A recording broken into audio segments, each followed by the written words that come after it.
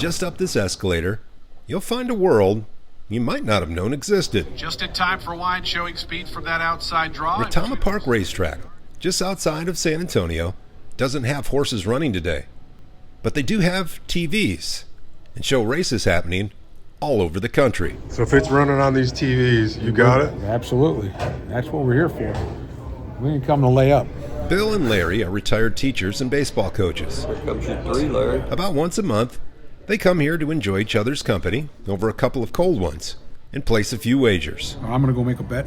And why is that possible? Because I can. Yes, Larry can.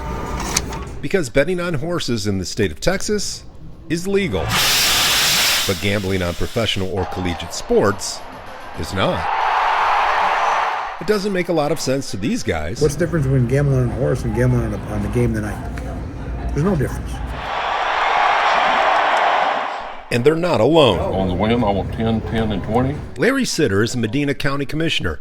He joined me at Retama Park, but it was weeks prior at his office where he broke down why he's in favor of legalizing sports gambling. We need to keep our money here. We need help with our taxes. We need help with the school district. Sports betting would definitely generate income, with a recent Fox Business study projecting over $360 million annually just from direct tax revenue. But Sitter says it's not the slam dunk you'd think it would be.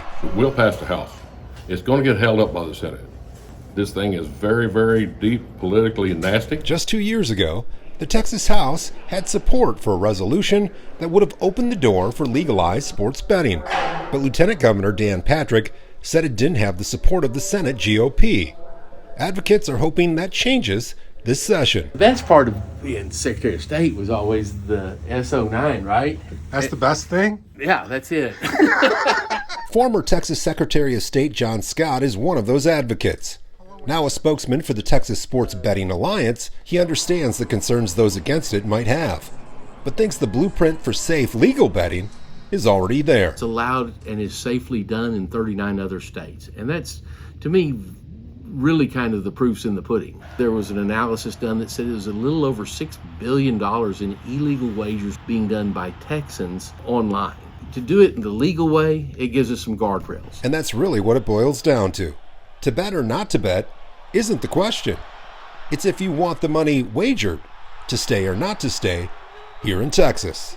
Just ask Bill and Larry. You can bet overseas, offshore. I know a lot of people with a lot of bookies. I mean, bookies are everywhere.